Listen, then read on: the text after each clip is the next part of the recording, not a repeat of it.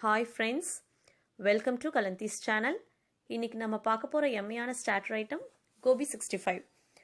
இது எல்லாருக்குமே ரொம்ப பிடிக்கும். ஒரு ஸ்பைசியான ஸ்நாக்கும் கூட. இந்த ரெசிபி எப்படி செய்யறது அப்படின்னு இன்னைக்கு நம்ம பார்க்கலாம். இதுக்கு என்னென்ன இன்கிரிடியன்ட்ஸ்னு இப்போ பார்த்துடலாம். இப்போ நம்ம ரெசிபிக்குள்ள போலாம்.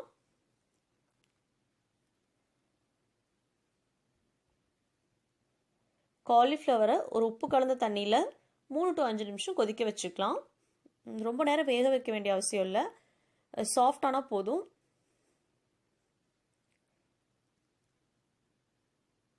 நல்லா கொதிக்க ஆரம்பிச்சிருச்சு.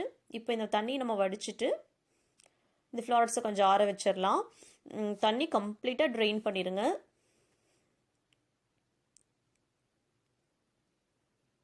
ரொம்ப நேரம் குக் பண்ணிங்கன்னா தனித்தனியாக விட்டு வந்துடும் அந்த ஃப்ளவர்ஸ் எல்லாம். அதனால் ரொம்ப நேரம் குக் பண்ண வேண்டாம், 3 to 5 minutes போதும்.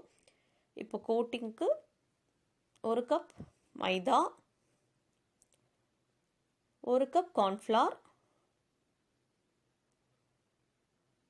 1 டீஸ்பூன் இஞ்சி பூண்டு பேஸ்ட் ஃப்ரெஷ்ஷாக போடுங்க, 1 tablespoon red chilli powder, salt, கொஞ்சம் food colour. This is optional, உங்களுக்கு வேணும்னா போடலாம், வேண்டாட்டி ட்ராப் பண்ணிடலாம். இது நல்லா கலந்துடலாம். இப்போது நம்ம எந்த அளவுக்கு பூ வச்சுருக்கோமோ, காலிஃப்ளவர் எடுத்து வச்சுருக்கோமோ அந்த அளவுக்கு நீங்கள் மாவு மிக்ஸ் பண்ணிக்கோங்க, கோட்டிங் ப்ரிப்பேர் பண்ணிக்கோங்க. நான் இங்கே ஒரு 1/2 கிலோ காலிஃப்ளவருக்கு தேவையான அளவு கோட்டிங் பண்ண போகிறேன். தண்ணி கொஞ்சம் கொஞ்சமாக சேர்த்து ஒரு திக் பேஸ்ட்டாக நம்ம மிக்ஸ் பண்ணிடலாம். ரொம்ப தண்ணியாட்ட பண்ணிட்டீங்கன்னா அது ஒட்டாது காலிஃப்ளவரில். அதனால தண்ணி கொஞ்சம் கொஞ்சமாக சேர்த்து கலக்குங்க.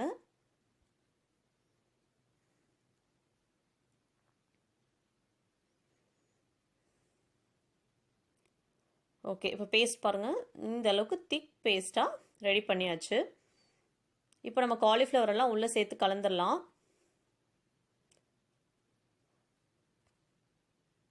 நான் கொஞ்சம் பேட்சாக தான் கலக்க போகிறேன். கொஞ்சம் காலிஃப்ளவர் தான் உள்ளே போட்டிருக்கேன்.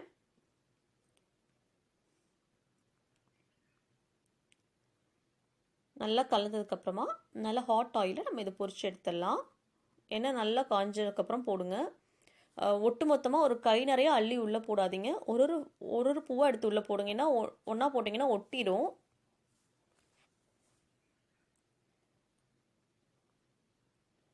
நல்லா பொரிச்சு எடுத்துடலாம். அடுத்த பேட்ச் கொஞ்சம் கொஞ்சமாக போட்டு எல்லா காலிஃப்ளவரையும் பொரிச்சு எடுத்துடலாம்.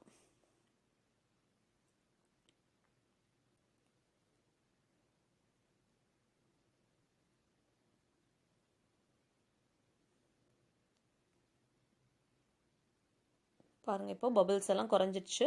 இப்போ நம்ம ஆயிலேருந்து ட்ரெயின் பண்ணி எடுத்துடலாம். ஸோ இப்போ நம்ம காலிஃப்ளவர் எல்லாமே பொரிச்சு எடுத்துட்டோம். இது கொஞ்சம் ஃப்ளேவர் பண்ணிடலாம் நம்ம.